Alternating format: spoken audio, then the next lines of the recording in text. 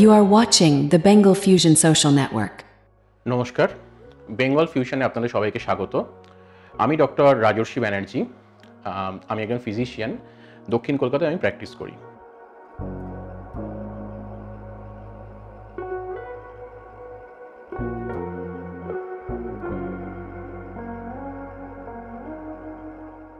আজকে আমাদের যেটা আলোচনার বিষয় সেটা হলো ডায়াবেটিস। ডায়াবেটিসকে আমরা মেডিকেল টার্মে বলে থাকি ডায়াবেটিস মেলাইটাস। তো ডায়াবেটিস এবং তার প্রকারভেদ, কত রকমের ডায়াবেটিস হয়, সেটা নিয়ে আজকে আপনাদের সাথে আমরা আলোচনা করব।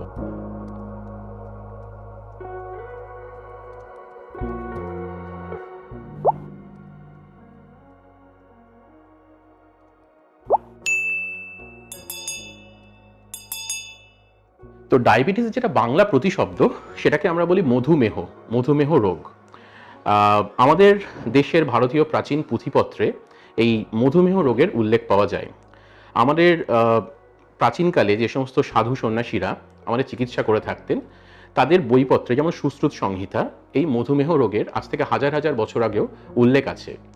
তখনকার দিনে অ্যাকচুয়ালি যেটা করা হতো যে পেশেন্টদের বা রোগীদের যেটা ইউরিন বা মূত্র, সেইখান থেকে ওরা সুগার বা শর্করার উপস্থিতি নির্ণয় করে ডায়াবেটিস রোগ নির্ধারণ করতেন এবং আয়ুর্বেদিক যে চিকিৎসা হতো সেগুলো অফার করা হতো। তো আধুনিককালেও ডায়াবেটিস নিয়ে বিভিন্ন রকম কাজকর্ম সারা পৃথিবীতে চলছে, আমাদের ভারতবর্ষ তো অবশ্যই চলছে। কারণ ভারতবর্ষকে বলা হয় diabetes capital of the world. এই ডায়াবেটিস ক্যাপিটাল তকমাটা ভারতবর্ষের পেয়েছে এই কারণে যে আমাদের দেশে খুব দ্রুত হারে ডায়াবেটিস রোগীর সংখ্যা বাড়ছে। এটা আপনারা আপনাদের চারপাশে যদি ঘুরে দেখেন যে প্রত্যেকটা পাড়ায়, প্রত্যেকটা কমপ্লেক্সে, ইভেন প্রত্যেকটা পরিবারে একজন কি দুজন ডায়াবেটিস রোগী অবশ্যই আপনারা পাবেন। এবং এটা বলা হচ্ছে যে সারা পৃথিবীর সবচেয়ে বেশি ডায়াবেটিস রোগী আমাদের ভারতবর্ষে পাওয়া যাবে। এর কারণ কি? কেন এটাকে এখনো ডায়াবেটিস এপিডেমিক আমরা বলছি? তো ডায়াবেটিস এপিডেমিক কিন্তু লাস্ট 10 বছর ধরে চলছে। এই এপিডেমিকের অনেক রকম কারণ আছে। তার প্রথম এবং প্রধান কারণ সেটা হচ্ছে আমাদের লাইফস্টাইল। ডায়াবেটিস কিন্তু একটা লাইফস্টাইল ডিজিজ, মানে আমরা যেরকমভাবে জীবন ধারণ করছি তার বিভিন্ন রকম ত্রুটি বিচ্যুতি থেকে এই ডায়াবেটিস রোগ আমাদের মধ্যে আসতে পারে। অবশ্যই আমরা ইন্ডিয়ানরা মোর প্রোন টু ডায়াবেটিস। আমাদের ডায়াবেটিস জেনেটিক কারণেই, জিনগত কারণেই আমাদের হওয়ার সম্ভাবনাটা অন্যান্য পপুলেশনদের থেকে একটু বেশি। তো এই যে লাইফস্টাইল কথাটা বলছি, এই লাইফস্টাইল মানে আমাদের এর মধ্যে খাওয়া দাওয়া, জীবন ধারণ, আমরা কতটা হাঁটাচলা করছি, আমরা আদৌ পরিশ্রম করছি কিনা, আমরা কতটা স্ট্রেস নিচ্ছি, মানসিক চাপ কতটা নিচ্ছি, আমরা কি অ্যাডিকুয়েট ঘুমাচ্ছি, আমাদের রাতের ঘুমটা কি সাফিসিয়েন্ট হচ্ছে, এই সব কটা জিনিস কিন্তু এই ডায়াবেটিস রোগের সাথে নানাভাবে জড়িত। তো ডায়াবেটিস মানে কি? রক্তে সুগারের পরিমাণ বেড়ে যাওয়া। তা সুগার বা শর্করা যেটা আমরা বলি, তো তাহলে কি শর্করা জিনিসটা খুব খারাপ? অবশ্যই নয়। আমাদের শরীর গঠনের জন্য, কোষ গঠনের জন্য শর্করার প্রয়োজন আছে, কিন্তু সেটা যখন একটা নির্দিষ্ট মাত্রার উপরে চলে যায় তখন আমরা তাকে বলি ডায়াবেটিস। যেমন খালি পেটে যখন আমরা সুগার, আমি এটা নিয়ে পরবর্তীকালে ডিটেলে আলোচনা করব আরও বিস্তারিতভাবে। খালি পেটে সুগার যদি 126 বা তার উপরে যায়, বা খাওয়া দাওয়ার পরের যে সুগারটা পিপিবিএস বা পিপি সুগার সেটা যদি ধরুন 200-র ওপরে যায়, তখন আমরা বলি যে না, এই পেশেন্টের, এই রোগীর ডায়াবেটিস হয়েছে। তো আমরা জেনারেলি ওষুধপত্র দিয়ে চেষ্টা করি যে খালি পেটের সুগারকে 100-র কাছাকাছি নামিয়ে আনা, বা খাওয়া দাওয়ার পরের যে সুগারটা সেটা মোটামুটি 140 থেকে 150 এর মধ্যে নামিয়ে রাখা। তো মূলত গ্রসলি ডায়াবেটিস বলতে এটাই বোঝায় যে সুগারের পরিমাণ একটাই এর ওপরে চলে গেল। তো এবার প্রকারভেদ, ডায়াবেটিস নানা রকমের হয়ে থাকে। তো মূলত আমরা এই আলোচনায় আজকে ডায়াবেটিসের মূল দুটো ভাগ নিয়ে আলোচনা করব। যার প্রথমটা হলো টাইপ 1 ডায়াবেটিস।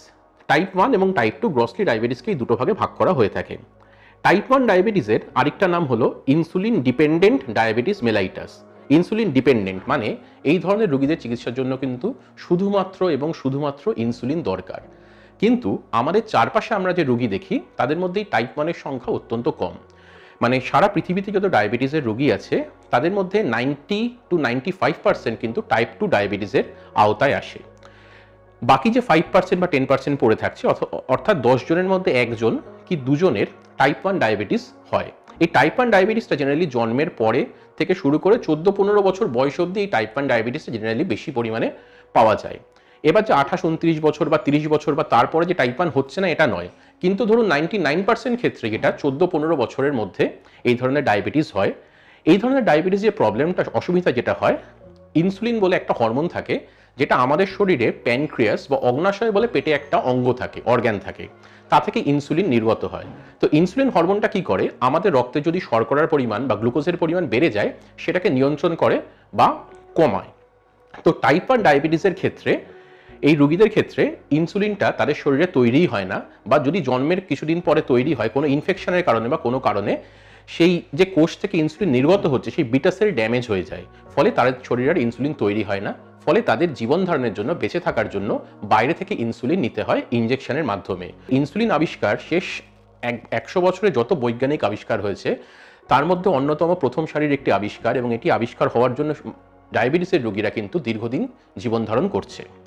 এবার দ্বিতীয় ভাগে আসি, টাইপ 2 ডায়াবেটিস। আমাদের চারপাশে, পরিবারে, আশপাশে যারা যারা আছেন বেশিরভাগ রোগী হচ্ছে টাইপ 2 ডায়াবেটিসে আক্রান্ত। এই টাইপ 2 ডায়াবেটিসটাকে আমরা আরও ভালোভাবে বলতে গেলে একটা লাইফস্টাইল ডায়াবেটিস বলে থাকতে পারি। মানে আমাদের খাওয়া দাওয়া, যেটা আমি একটু আগেই বলছিলাম, আমাদের খাওয়া দাওয়া, ঘুম, পরিশ্রম ইত্যাদি ইত্যাদির সাথে স্ট্রেস, এই টাইপ 2 ডায়াবেটিস ভীষণভাবে জড়িত। এই টাইপ 2 ডায়াবেটিসের চিকিৎসার জন্য কিন্তু আমাদের বিভিন্ন রকম ওষুধ বা ট্যাবলেট ইত্যাদি ইত্যাদি অ্যাভেলেবেল আছে, অ্যালং উইথ ইনসুলিন, ইনসুলিন সহ। এবং এই টাইপ 1 বা টাইপ 2 যেই ধরনের ডায়াবেটিস হোক না কেন, এই দুটো ডায়াবেটিসে কিন্তু সারা জীবন আপনার সাথে থাকবে। এরকম ভাবার কোনো কারণ নেই যে আমি ডাক্তারবাবু আমাকে ওষুধ দিল, আমার ডায়াবেটিস রোগটা সেরে গেল। সেটা নয়, সেটা সর্বৈব মিথ্যা। এরকম বিভিন্ন বিজ্ঞাপন আপনারা সোশ্যাল মিডিয়া বা এমনি মিডিয়াতে দেখতে পারেন যে 6 মাসের একটা চিকিৎসা করলেন ডায়াবেটিস সেরে গেল। না, আমরা এরকম কিছু সাইন্টিফিক সত্য নেই আপাতত। আমরা যে এত ওষুধপত্র বা ইনসুলিন দিই সেটা শুধুমাত্র সুগারের লেভেলটাকে নর্মাল রেঞ্জের মধ্যে রাখার জন্য। এর একটা ব্যতিক্রম আছে, আমি এক্ষুনি বললাম যে ডায়াবেটিস রোগটা সারে না, সারা জীবন আপনার সাথে, আপনি যতদিন বাঁচবেন আপনার সাথী হয়ে ডায়াবেটিসও আপনার সাথে থাকবে। এর কিছু ব্যতিক্রম আছে, যেমন জেস্টেশনাল ডায়াবেটিস মেলাইটাস বা জিডিএম আমরা বলি। জেস্টেশনাল ডায়াবেটিস মানে একজন মহিলা যখন প্রেগনেন্ট তখন তার যে সুগার হচ্ছে সেইটাকে আমরা বলি জেস্টেশনাল ডায়াবেটিস। তো এই ভদ্রমহিলা বা যে মহিলার প্রেগনেন্ট হলেন, গর্ভধারণ করলেন, তো গর্ভধারণের সাথে সাথে, তার আগে কোনোদিনও সুগার ছিল না, গর্ভধারণ করার পরে পরে তার সুগার এলো, এবং তার জন্য প্রয়োজনে তাকে কোনো ওষুধপত্র বা ইনসুলিন ইত্যাদি দেওয়া হলো।